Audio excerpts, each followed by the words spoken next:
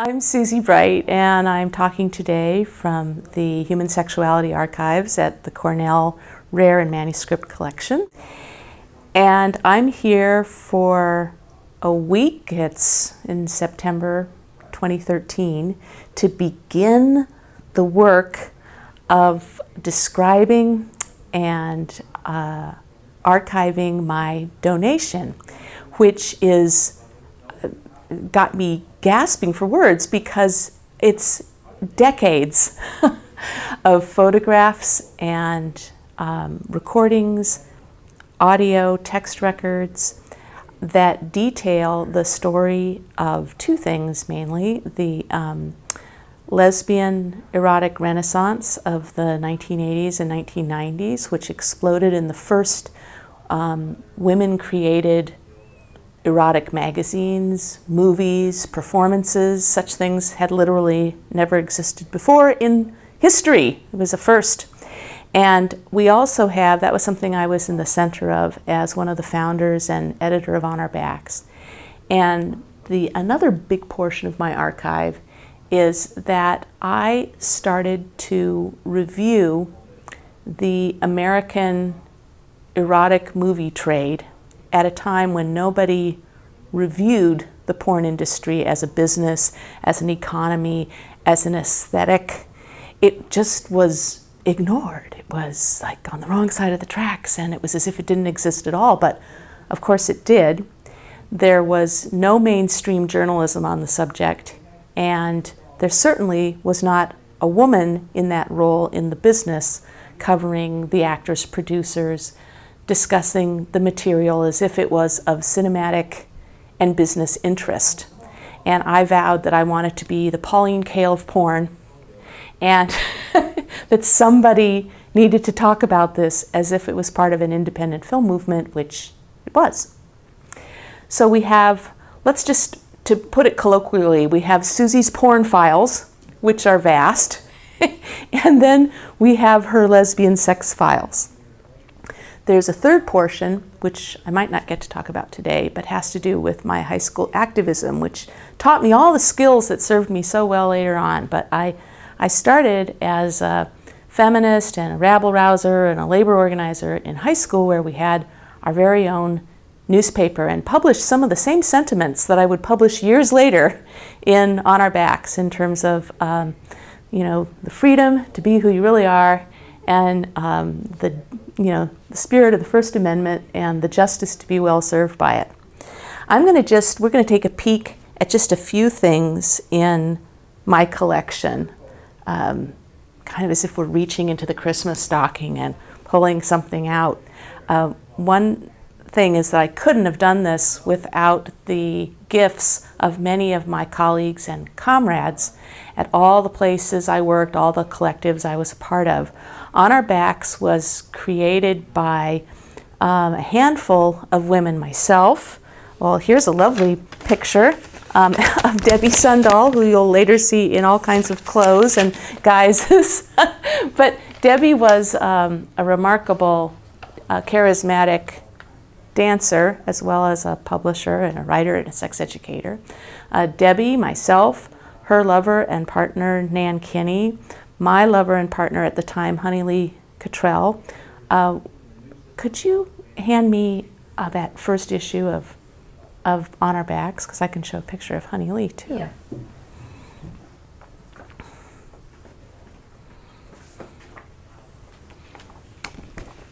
The archivist behind the camera. Let that in.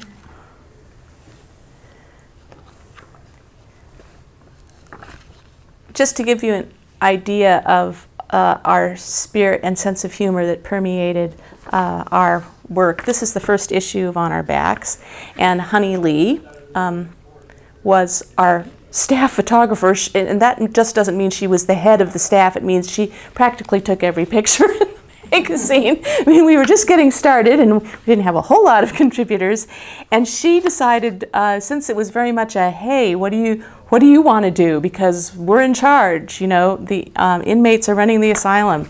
And she decided she wanted to satirize Playboy by doing a centerfold, and we called it the Bull Dagger of the Month centerfold, and that's Honey Lee in one of her, you know, watch out, I've arrived Bull Dagger portraits, that self-portrait that she took on this side. And then on the other side, just like on Playboy, you have pictures of when she was a darling little child in the 50s in Michigan, and another portrait of her up here. And we decided to answer all those stupid questions that Playboy would ask in her real handwriting, not that silly infantile curly-Q, but her actual handwriting. And like on the measurements, you know, usually you would see 38, 24, 36. Well, Honey Lee answered truthfully 36, 29, 39. And birthplace, Jackson, Michigan. Her ambitions, her turn-ons, turn-offs, ideal woman, tall, smart, talkative, pretty. That was probably about me. You know, that was her little romantic, you know.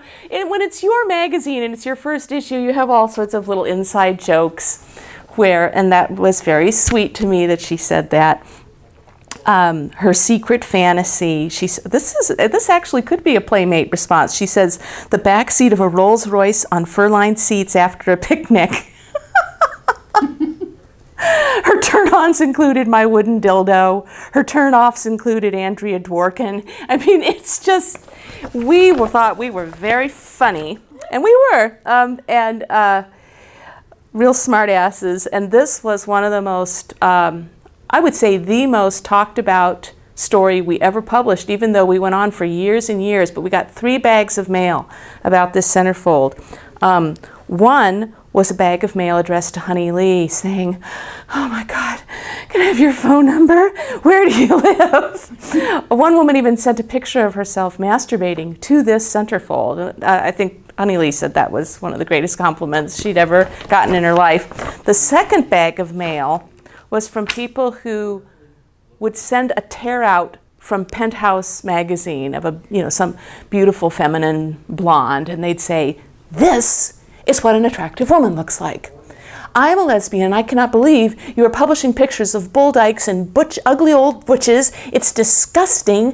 Why wouldn't you know, don't you understand what beauty is? You know, what's the matter with you? Which was both very rude, but on the other hand, it did prove one of my theories at the time, which was that there's all different types out there, and a lot of women find that a feminine conventional beauty to be very alluring, and that is what they want to see. And you know, if they hadn't been so lazy and they just, you know, moved a few pages on, they would have seen somebody very, you know, look at her gorgeous nails and her beautiful face and hands, you know. So that was a little unfair. They were just picking on Honey Lee when there were lots of femmes in our magazine.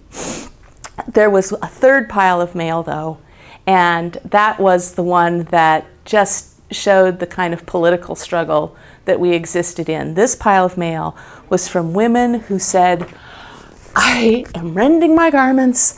I don't know how I feel about this centerfold. Am I supposed to be turned on?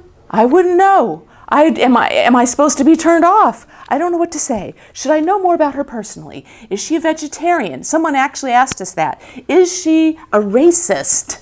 How do you answer letters like this? No, yes, you know, what kind of answers could you possibly give?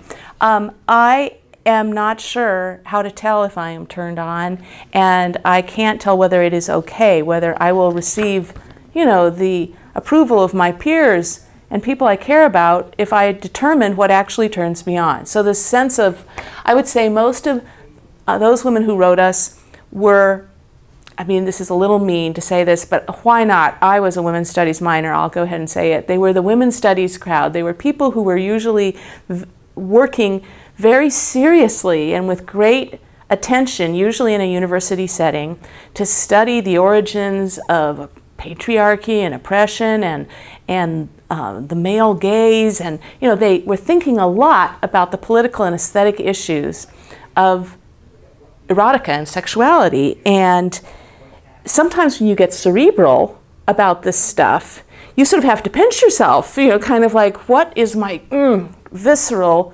reaction to this imagery? And if I know what it is, can I say that out loud? Or will, the pecking order destroy me? I have to be careful here. I have to give this whole phrase, politically correct, came from the notion of being worried about what somebody else would think, and that they could destroy your career or your reputation, or you would be socially ostracized if you didn't agree with the group think. And on our backs from the first issue onward was a challenge to the group think. There were so many different pieces of our beginnings. One was that we had no money to go to press, and nobody had a little savings account to turn to. And since many of us worked in the sex business as strippers, as whores, as vibrator clerks, we were like, let's have a lesbian strip show. After all, everyone we know who works in the strip clubs in downtown San Francisco are gay, completely gay in their private life.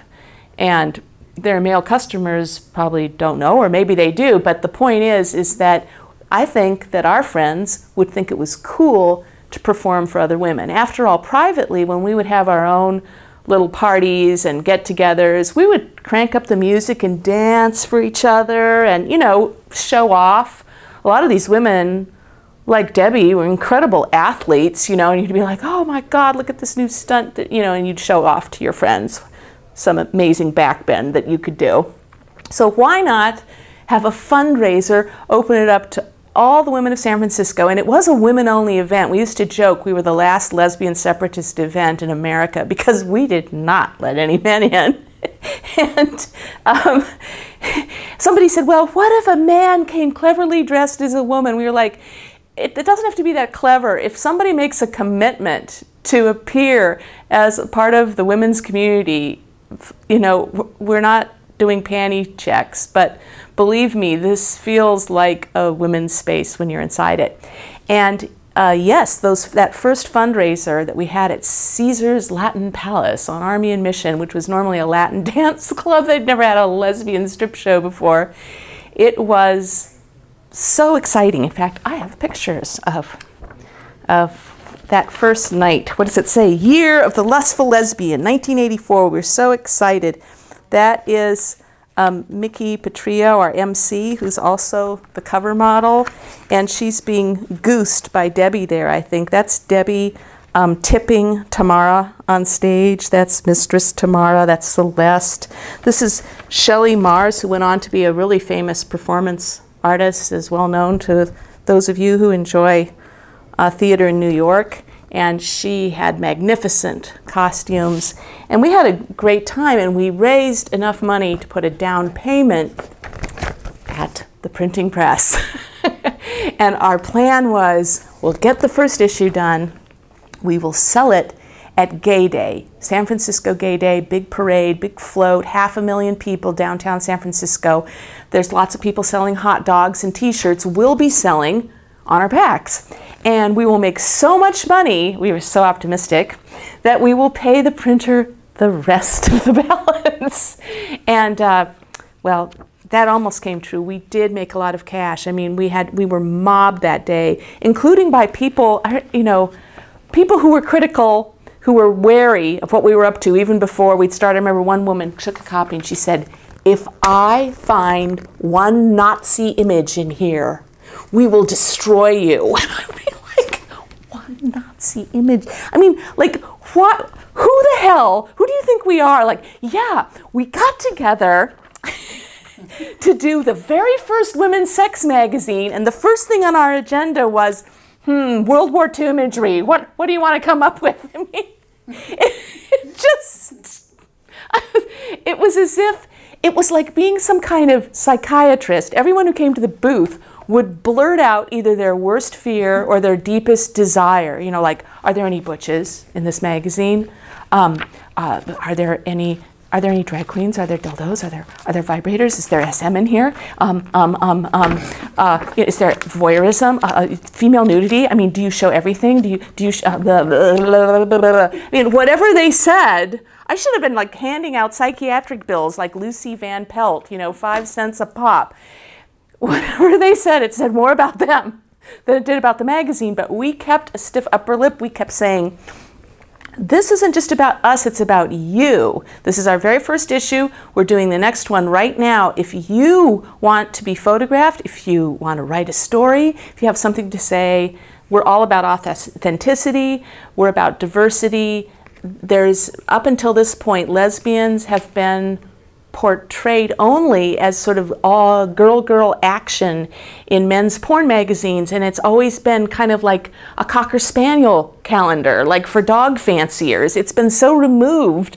The women in front of the cameras in conventional porn, they may or may not be lesbians, who knows? I mean, you'd never know from looking at it, but you don't have a kind of a first person, this is really me, this is really what my sexuality is about, and I'm here to create my fantasy or my memoir for you. That's what we're all about. So we were very like, come on, come all, you know, the lesbian cruise boat is leaving, let's all get on board. And we did make a lot of money, and this doesn't have anything to do with our political critics, but there were a lot of thieves and pickpockets and car boosters working the gay parade. I mean, it's just a big time to steal. And we didn't have any security, we just had like a sheet hanging up in the back, and someone grabbed the entire box of 20, you know, all the big bills. So that was a little scrape that we had to worm our way out of the next day. But a mere blip in our years of continued publication. In some ways, because our first, let's look at the contents, our first table of contents, we had Jewel Gomez, which was about, let me show you this. She wanted to describe two women who had a romantic but explicit vacation on an island. I mean, it's, you know, your classic lesbian romance, but with a little hotter sex. And I had a column about sex toys specifically for lesbians, where I said my famous line, penetration is as heterosexual as kissing. Because I just wanted to pierce people's notions. People were so hysterical about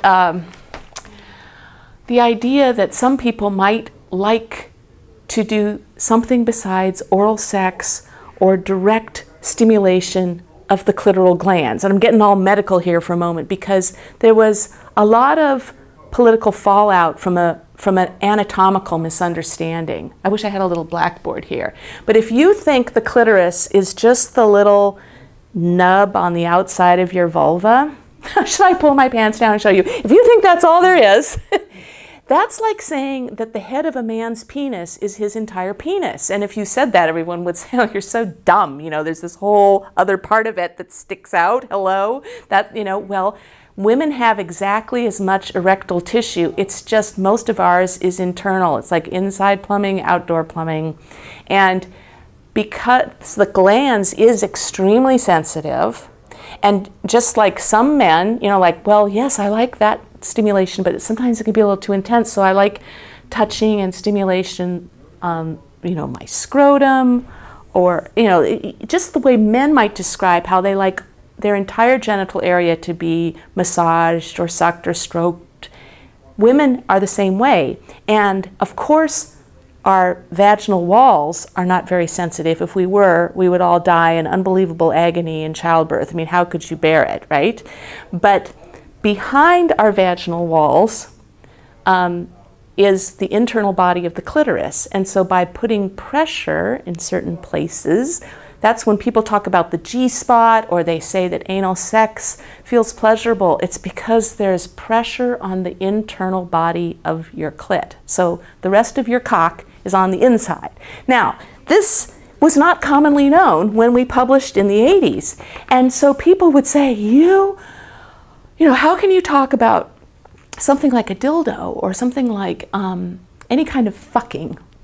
How can you talk about that? It's just a patriarchal daydream. And I would say, well, it isn't. I mean, not everybody likes it any more than everyone likes to be tickled or that everyone likes their hair stroked. I mean, we all have our personal sensory preferences.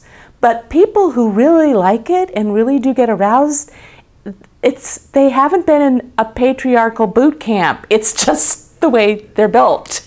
And if we all understood that about each other, we could stop making these almost religious accusations that the way you get aroused or the way your sexual response works is wrong. How can it be wrong? It's like criticizing a food that someone prefers or the way they use a spoon. I mean, why would you get on their case about that? We faced a lot of prejudice in that regard. People were worried about sex toys. They were worried about fantasy and play acting, erotic play acting, which would mean if I acted especially girlish or masculine with you, if I was like, came in and I was acting like James Dean and you were acting like Marilyn Monroe, is that fun? Is that sexy? Or is that wrong and you need to be sent to re-education camp? We were on the side of fantasy, theater, heightening arousal by erotic stories about yourself and your erotic identity, and letting kind of the sexual you out of the box, because often the way we look on the outside is so deceiving. I mean, you go to work, you take care of your kids, you take care of your parents, you tote that bale, lift that load. How many times do you get to let the most imaginative, how often do you get to let the imaginative, creative part of yourself, the erotic part of yourself out of the bag? And this magazine was like, please, out of the bag. So after all this and so many discussions, so this was, if you'll come to the archives, you'll see there are hundreds of letters people wrote all over the world condemning or celebrating us, hundreds of reviews by the mainstream and underground press at the time. And in response, for the second issue, we thought, well, it seemed like that leather jacket really threw a lot of people off last time. I mean, we thought she was great.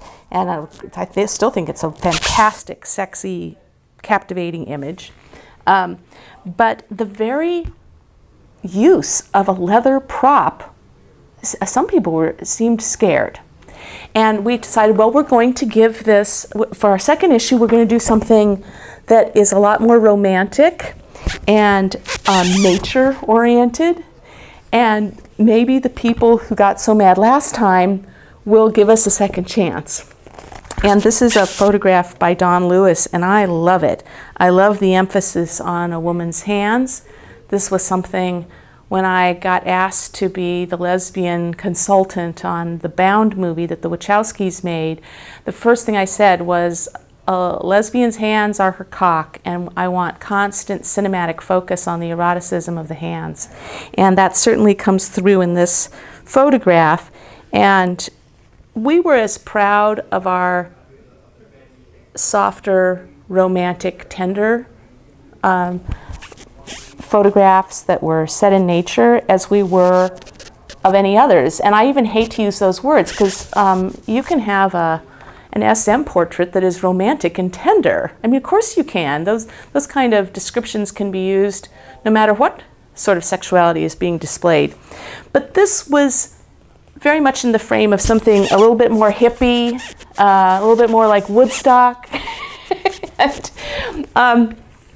And as we discovered, the folks who got ticked off the first time were not about to let off. You know, they weren't going to be fooled by our vanilla cutie pies. They were on the case. And, and we kept doing all kinds of variety. I have an article in here called, let's see it, G-spot jitters, when that was still considered so controversial. And then another thing we wanted to do was to talk about leather in particular and about lesbians making leather clothing and costumes and sexual fashion attire that suited both their bodies and their personalities. Now at that time, I'm going to show you something that still cracks me up. There were a lot of gay men who were into to the leather aesthetic that really came out of Marlon Brando's The Wild One and a lot of 50s movies about biker gangs. And it was very popular to wear a motorcycle jacket that looked exactly like this. I know this is a really crap drawing. It looks like something. Was very amateur, but here we go. Here's a muscle man leather jacket, and here's muscle man himself. Hey, $39. What a deal for a little leather vest. This was made by a company called Taste of, what was it? Professional Tailored Leathers by Taubers of California, sold at a Taste of Leather on 6th Street. This was Skid Row in San Francisco, and aside from the guys who were nodding out on the street with too many bottles of Gallo, there were these tiny little gay men's underground sex businesses, and they had a couple of leather tailors who would make this sort of thing for you for your, cruising down the Castro wear, and then you could get more sexual fetish stuff for the bedroom. You could get a ball sack with studs on it, or exciting pair of nipple clamps. This was like, but even if you just wanted to be cool, maybe you would want a leather jacket, if that's all, perhaps as far as you were willing to go. And we loved these guys. I mean, they were totally supportive of us. They probably spent, $30 on this ad. So we really appreciated their support of a lesbian magazine. They did have some lesbian customers, but they didn't make clothes to suit women's figures. So the tops didn't fit breasts and the bottoms didn't fit hips, or everything was a little too tall. If you had women who weren't at least 5'6", it was hard to find things that fit your length. And I was introduced to a British woman named Kathy Andrew, who was a self-taught tailor, designer, a seamstress, and she said, I'm going to make, and she was in the leather scene, and she said, I'm going to make jackets, brassieres, skirts, chaps, dildo harnesses, everything for a woman's body, and I'm also going to just put a little bit of thought into it, not just to suit women's figures, but also when you wear, at that time, instead of dildo harnesses, you had these crap pieces of elastic that looked like something that the hospital threw out, and then you'd have a hollow rubber penis shape that just looked dreadful. And it was supposed to be for men to put their penis inside this larger penis shape in order to make them, give themselves sort of like a puppet penis that was really big. I've sold a lot of sex toys. I worked at Good Vibrations, the first women's feminist sex shop for years, and I never sold one to a guy for this purpose. Women wanted something, but they were like, this is ugly, and it falls off, and this thing it's got rough ridges, and it really hurts. I mean, who the hell can use one of these? They're like a humiliating joke. And Kathy Andrew made these beautiful, soft leather with really nice threads, like nothing hurt you, and it fit just right, and you could put a more attractive penetration toy, of which other women and men were starting to make things that were actually nice, that you wouldn't mind touching or touching someone else with. It felt good. So we decided, let's do a photo shoot at Kathy's studio. And Honey Lee offered to do it, my partner, our staff photographer, and we got some of our favorite people were going to be in the photo shoot, and I'll show you the centerfold next. Honey Lee said, I am inspired by Helmut Newton, the famous fashion and art photographer. He did a lot of very erotic portraits where you would have these supermodels who looked like the epitome of haute couture and luxury and decadence, and they would just, be wearing nothing, or just a filament of something by Chanel or Lagerfeld, and they would be by their pool or in their mansion, and in the photograph in the background would be their servants. And the class disparity added this sort of SM, grandeur, decadent overtones that it worked. It really worked on the viewer. And so Honey Lee said, let's put Kathy in just her rags, in her white shirt, rumpled shirt, sitting down at her industrial sewing machine, working away with all these gorgeous women in things that Kathy designed and made, lounging around her, oblivious to her, like everyone ignore Kathy. That was the Helmut Newton part. Act as if she's not there. And I'll tell you who all these folks are. This is Jasmine, who was a dancer and model. This is Mickey Petrillo, who was our cover girl from the first issue, who was an MC. This is Dossie Easton, who many of you know as the author of The Ethical Slut, one of the first major books on polyamory, a very well-known sex educator. Oh, she's going to kill me. Who was Dossie's friend at that one? Did we... Yeah. I don't think that was her real name. You know, some of us used our real names and some of us didn't. But there she is in that spread. And my special treat in this box over here is I have some of the costumes that we used in these photo shoots. Debbie, who I was showing you in the previous picture, I believe that's a leather choker she's wearing that Kathy made. And Debbie, part of why she was such an amazing dancer was because she kept her costumes in such beautiful condition that even after, 20, 30 years, they are in amazing shape. I was very rough on my clothes, and I don't think I have any of my pretty things. Look, I'll just show you this. Look at this. She never got a run in her stockings. This is filled with silk and nylon stockings, and there are no runs in them. And she worked stage after stage, shift after shift, show after show. What does that tell you about how meticulous she is? Very meticulous. This is one of the brassieres that Kathy made for Debbie. This was all part of her leather outfit. She had these amazing, I don't know if I could put my arm in this, but this is a gauntlet that you would just wear on one arm, one sleeve.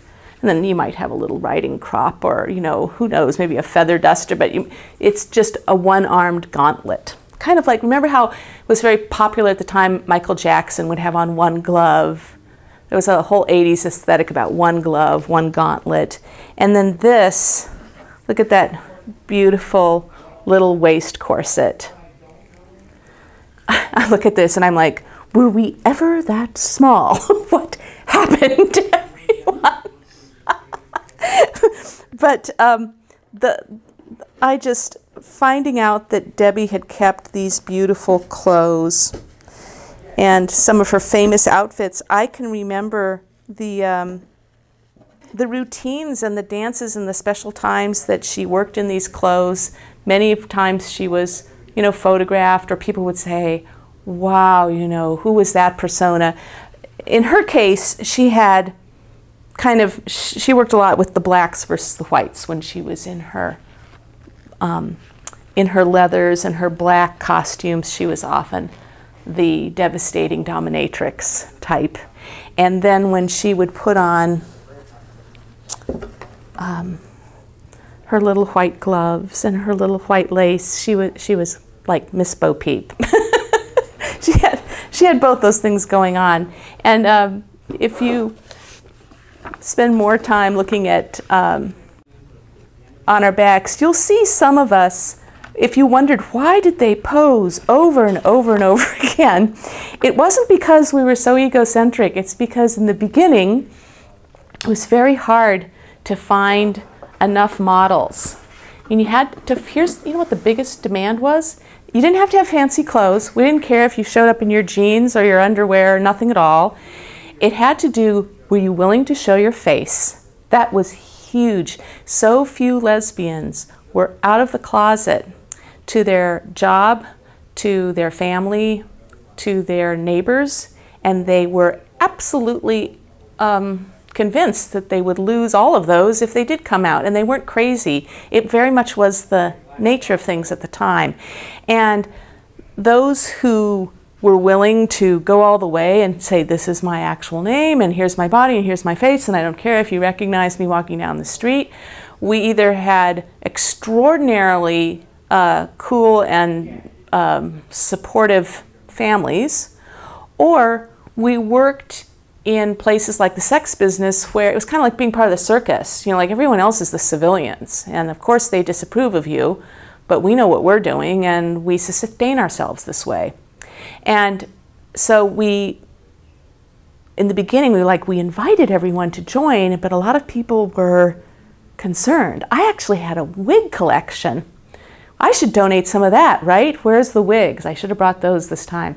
I had wigs so that I could both make myself look different. Like, we can't just have another picture of me, but we have this story, you know, that takes place in a taxi cab, and we've got to get a shot for it.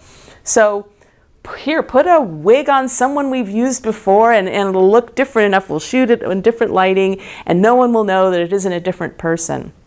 And then as we got more contributors and people being a little bit brave, I can't tell you how grateful I am for the bravery of the people who stepped out. There was no way that I could tell them, oh, you know, you're exaggerating, nothing will happen. Lots of things happened. And do you mind handing me that magazine right there? This is an example.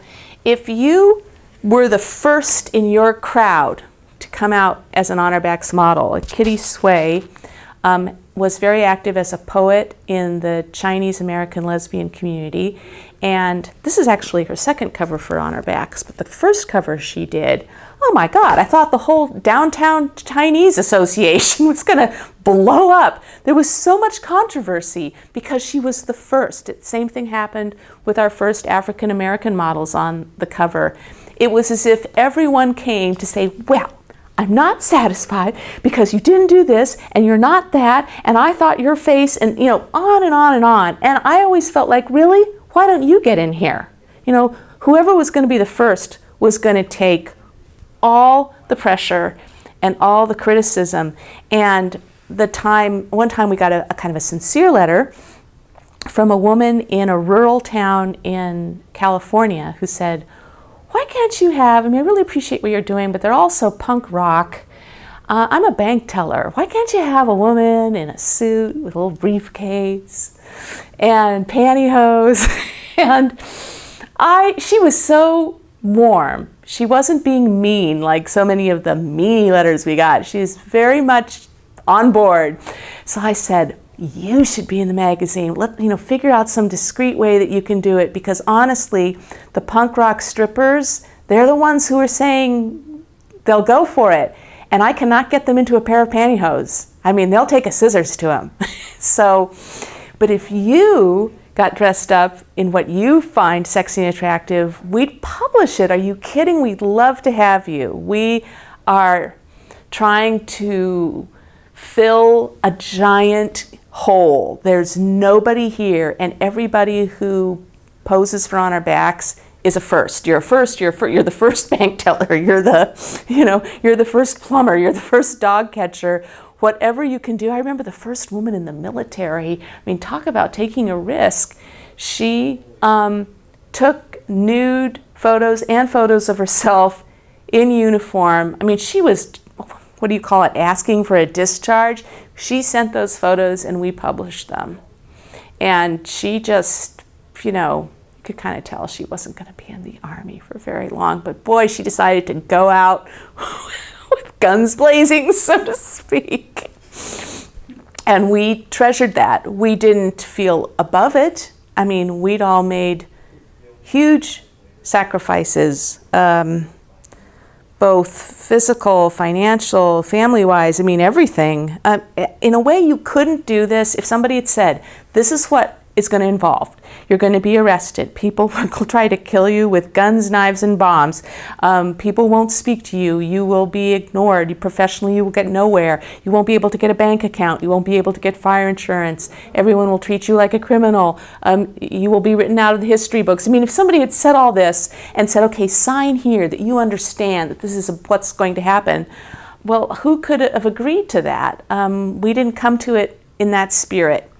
We came to it in the spirit of we thought we were hot shit, and we were very rebellious, and no one was going to tell us what to do. And we were on the cusp of a technological revolution that allowed us to publish at far less cost than anyone had been able to publish before. I'm going to ask you for another magazine in that group, that red one right there. As you can see, this issue looks a little different. Why does it look different? It's not that it doesn't have sexy photos of women.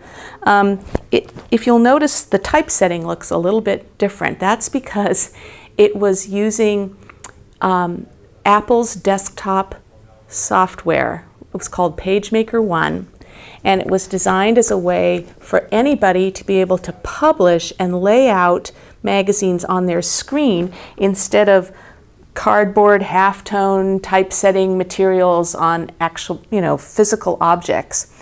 It's hard for me to describe because it sounds so quaint now. When that software was first created by Apple, everyone was talking about it. Like there were magazines like Macworld and the Wall Street Journal and the New York Times, they would speak of this stuff, but nobody actually used it because it was so rudimentary. You can see you couldn't control the kerning, so you had all this weird white space. I actually cried a little bit about this, and Debbie was much more sensible than me about the pocketbook, and she's like, well, there is no money to do old-fashioned typesetting, and Steve Jobs is the way of the future. So the way she talked about Steve Jobs, I swear to God, I thought she was doing lap dances with him like he was her personal friend.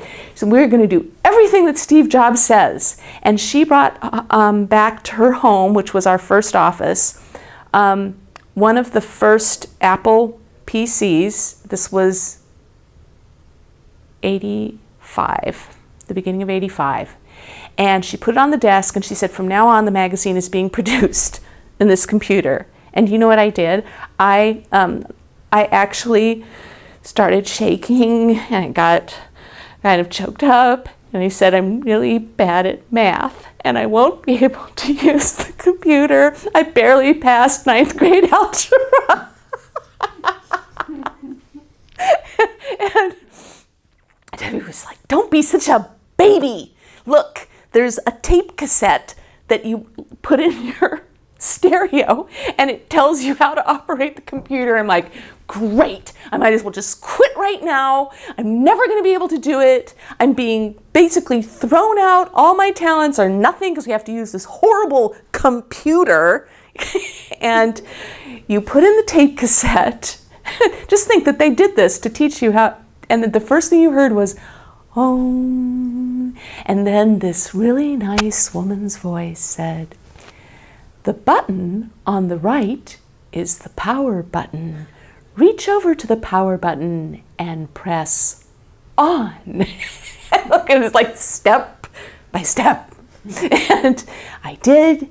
And you know, that beautiful Apple sound, that famous sound of theirs comes out, and there used to be a little face, a little happy face would greet you, a little tiny box with a smile, would smile at you, and it just like, yes, everything is going to be okay, and I don't need to be good at algebra. Anyone can use a computer, which we all know now, but boy, I didn't have a clue. And we are the first publication of any kind that used Apple desktop publishing. And I hope one day that Tim Cook and the other executives at Apple put us in their museum. I want to see this in the museum saying this is who used the technology. We were the ones who broke down the door. And sure, everybody got fancier at it later. We did too. As the issues go by, you see there were upgrades every few months, and it started looking more and more like, as professional as the original technology was. But we did it first. How about the white archival gloves? Can you tell us? Oh, sure. From there in the box. Yeah. I would be remiss if I didn't show you something that isn't from the stage, but belonged to Honey Lee. these are the kind of gloves you use when you're handling photographs and you don't want to get your nasty oils or fingerprints. And when you're working in the library, you put on your gloves on both hands. You don't just go, hey, look at Grandpa. You very carefully handle them with these soft white cotton gloves. And when I first sent these to the archive, I got a call from Brenda Marston, the Sexuality Archives librarian, and she said, are these ours? And we just accidentally dropped them in your box? Because they have millions of these gloves here. But these are a little yellow, look kind of old. They're a little bit yellowed. And I said, no, those are Honey Lee's. I put them there on purpose. She also had many pairs of these. And in addition to being, as far as I'm concerned, one of the greatest American living photographers and a gift to the lesbian world from start to finish, Honey Lee did the grunt work of most of the printing for the magazine.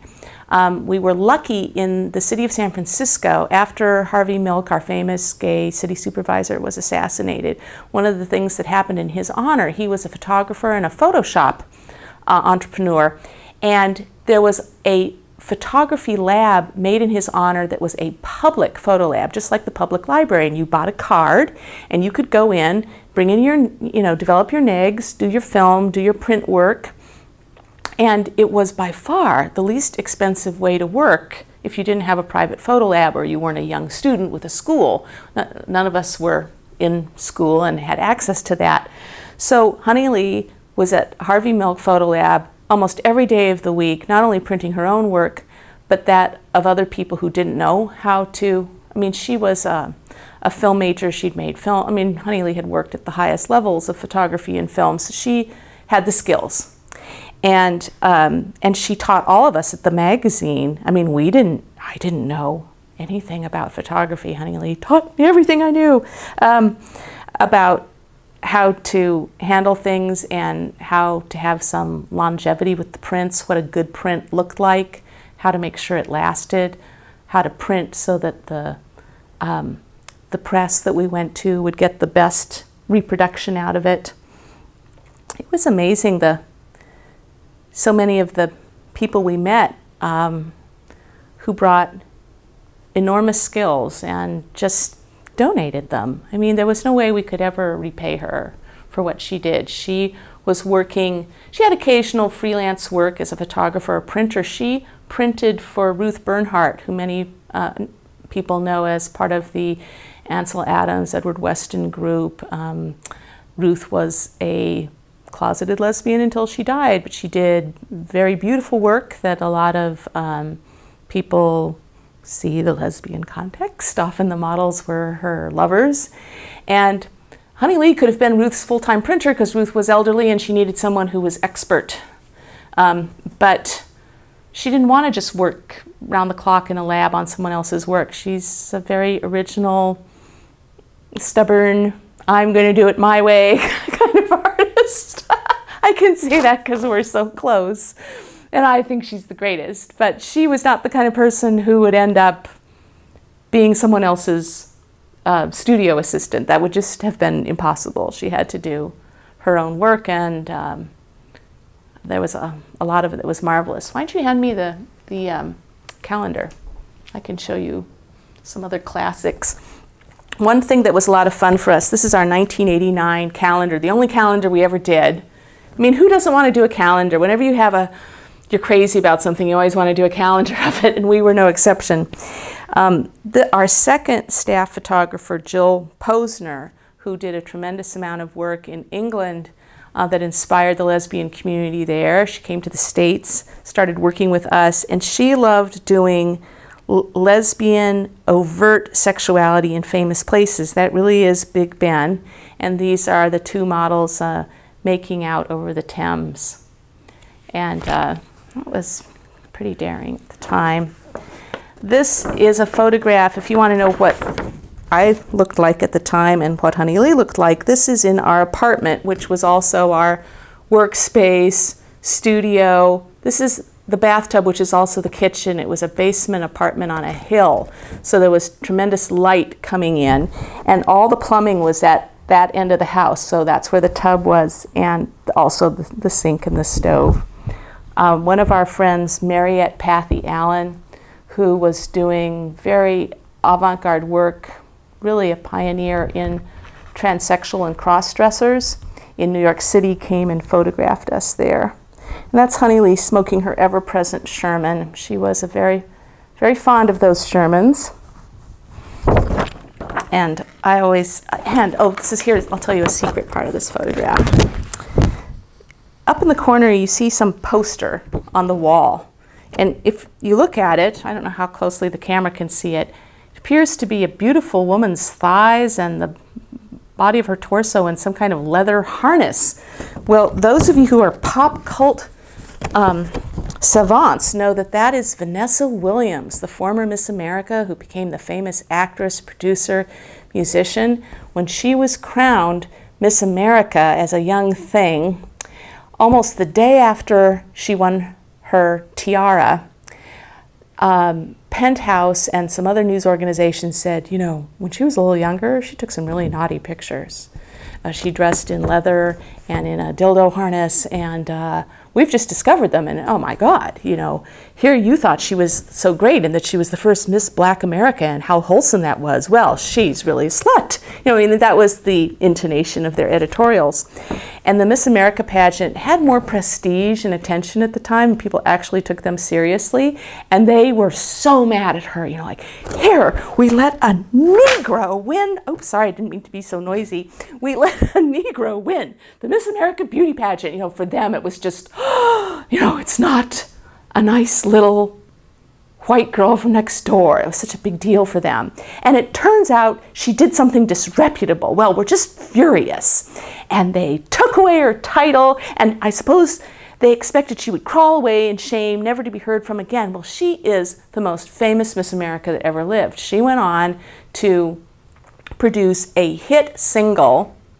I could go on and on with the trivia. Guess who produced her hit single? One of my comrades from the Red Tide, my high school underground newspaper. You see, all comes together in the end. She produced hit single with Larry Robinson. She is a magnificent actress. She has, you know, has received so many awards, I don't even know where to begin. Miss America, who cares? I mean, she just really put this, I love it. I love it when a woman is slut-baited and treated like, well, crawl back in your hole, your life is over, you know, you're not a virgin, no more from you, please. And when you kind of go beyond that and rule the world, I love those kind of happy endings. And I bought the copy of Penthouse magazine that had her centerfold, and you know, my daughter has this in her apartment now. She stole it from my house. Damn it. It's not in the archive yet. My daughter is like, no, don't send that to Cornell. It's mine. It's in my living room. This was our February picture. I think with a lot of these photographs, we were trying to make a statement about something that was emerging or different or taboo in our community. And nowadays, I think the notion that gay people get married and have families and have babies and have baby showers, nobody thinks twice about it. But in the 80s, if you were a lesbian, it was presumed you were childless, and you always would be, or that if you had children, you probably didn't have custody of any of them anymore, and it was probably some sad, tragic part of your past that you would never want to talk about because it was so sad. It really was, those were the two alternatives. And around this time, and I was one of these people too, some of us started getting pregnant and saying, well, I'm having my baby as a single dyke or a dyke in a couple, or I mean, marriage and heterosexual conventions are just not part of the picture. It doesn't even matter. Why should it matter? You know, I have my own plans. No apologies. And this was a picture set up by the photographer, actually, is Sherry Cohn, and that's her delivering a kiss to her lover Janet, who was pregnant at the time. Yeah, now their son is all grown up, just like my daughter's all grown up too. Oh, this is a good example. I'm glad I got out this calendar to show you because it has so many different things we tried to do. Remember I told you about my wigs? Okay, this is one of my crazy wigs. It's not me, but we just thought it worked out for this shoot. We like to take stupid novelties from the old school sex business, like inflatable dolls, and kind of recreate them in a lesbian context. So the old-fashioned notion, if you'd ever gone to a novelty adults-only store in the 60s, you would have seen these plastic dolls with mouths that were like, they looked so stupid.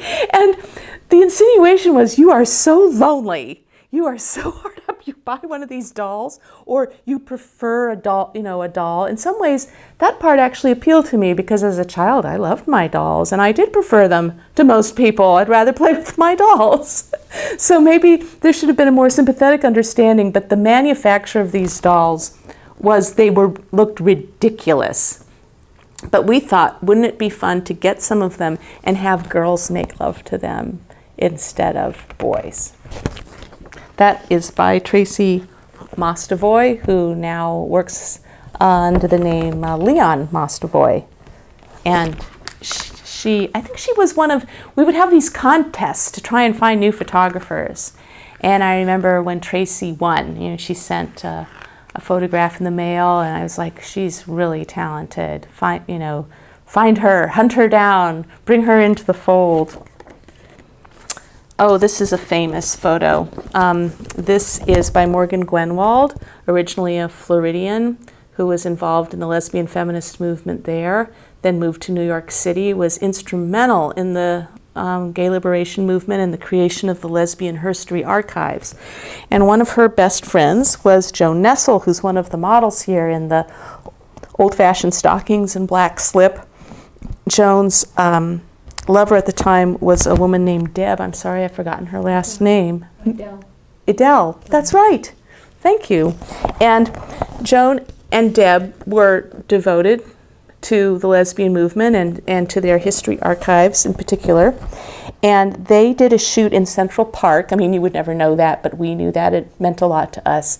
And Morgan wanted to do something subtle but very pointed about butch femme, that it was two women whose sexuality was about the eroticization of female masculinity and the femme and the lesbian power of an image like that. Something that just seemed so kind of sweet, romantic. I mean, a lot of couples have made out on the grass. And, who doesn't get a little disheveled when you're out there? But this was a very controversial picture because that the idea that, well, what if that was a man? Or should a lesbian dress in something so overtly lacy and silky? Or is that there's something a little too, I guess the critics would have said that this was some kind of oppressive costume. And of course, it's all context, isn't it? I mean, women who felt like they had to wear heels and a dress every day in order to keep their jobs, of course it's oppressive. Anybody, would feel that way if you had to wear things you didn't want to wear. But the nature of silk and slip and cowboy boots and heels in and of themselves, it could be beautiful, it could make you feel fantastic, it could make you feel sexy. Who knows what the circumstances would be, but when it's of your own design and volition and agency, it's an entirely different beast than being told you will report to work with a ball gag in your mouth, which would definitely not be on anybody's idea of consent or pleasure. Oh, look, here is Debbie. You don't see her face here, but you can always recognize her curly hair. This is another photograph by Honey Lee. She is wearing a black leather apron and cuffs that Kathy Andrew designed. And Kathy made this is Coco. Her stage name was Cocomotion. And you see that that same brassiere I was showing you. This is the cutout version of that, the harness, the crop. I love that picture. They did a lot of cute photos together. You'll hear me say things like cute or chemistry. That's definitely something that you do talk about when you're a photo editor and you're putting together a magazine. Lots of times you just don't know how it's going to work. You could have real life lovers, and we often did. And we'd say, okay, we're ready to go, you know, start kissing and making out and doing it. And they'd freeze, or they were very stiff with each other. You didn't know until you got going. And other people, these two weren't lovers. They were both strippers. They both had a lot of charisma on camera, and they had great chemistry for the photo shoot. Anyone who doesn't think there's a talent to being a model, you're quite mistaken. Oh, remember I told you that Kitty Sway, that this was her second photo for On Our Backs? This was the first photo shoot. This is her in North Beach. I remember the garden we shot this in. This is a photo by Jill Posner. She was part of the emerging gay bodybuilding scene, and at that time we were having these events we called the Gay Olympics, although we weren't supposed to call it the Olympic Committee sued, which was their homophobia. At the time, you had other groups that had Olympics, like the Special Olympics for people who had different disabilities. There were all kinds of Olympics, and nobody ever told them, you can't use that, we're going to sue you, until the Gay Olympics started. And then all of a sudden, everyone cared and the lawyers got involved. So they called it the Gay Games instead, and gay athletes came from all over the world to compete in all the typical sports. And Kitty was really into bodybuilding, and she wanted to show off her fantastic chest and arms, and that was captured quite nicely there. Why didn't we think of this before? This is great. This calendar, I'll just cover everything in 12 months. This is a photograph by Don Lewis, and this is shot at Scott's, which was one of the great, what I would call old gay leather bars, old school dyke bar in San Francisco near the DuBose Triangle. And when I say old school or old gay, I mean there are no lesbian feminists allowed. I mean, they would not tolerate having you could not go in and say, the jukebox is playing sexist music. You would get thrown out.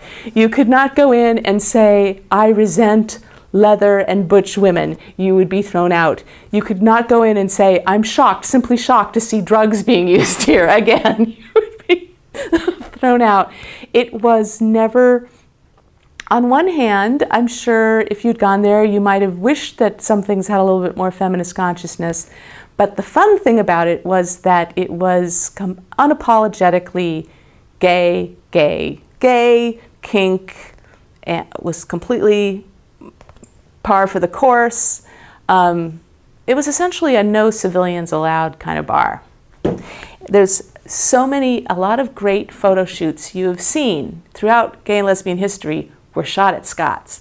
I have a whole other collection. Many people know that Della Grace shot in Scott's. Oh, they're famous. They've been on book covers. She did amazing work there. But this is Don Lewis, and this is the pool table. And this kind of thing really did happen on the pool table at Scott's. Don't you wish you were there? I mean, this is one of these.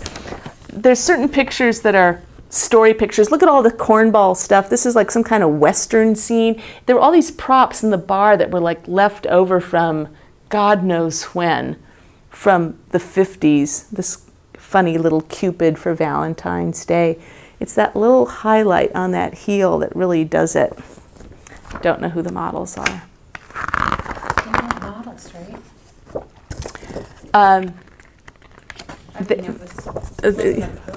This was not set up as okay, let's spend an hour with the models to get this shot. So it was more of an improv.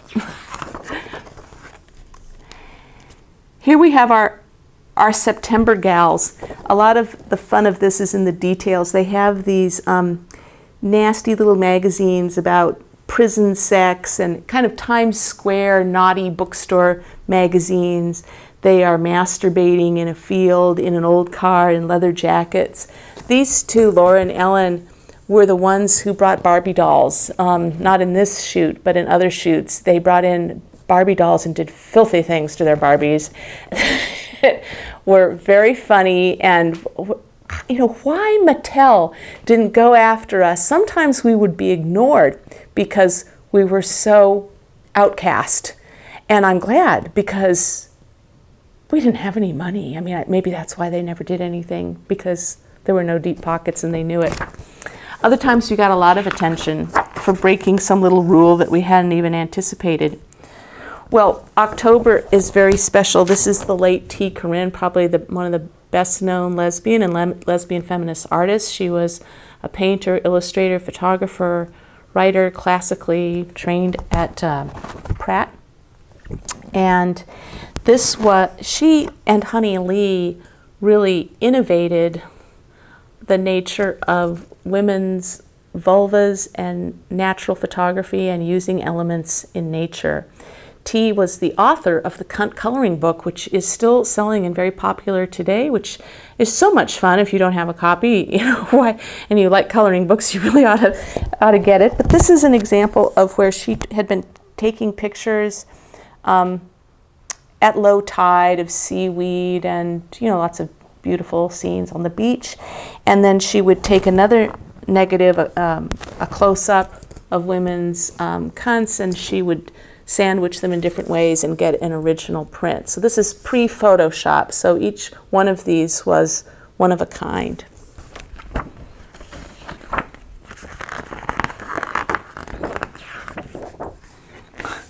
This is by Penny Jerome, who came from Boise, Idaho, and I just loved that we would hear from photographers who are not in major urban areas and clearly had, you know, no community to reach out to. Penny Jerome is her name.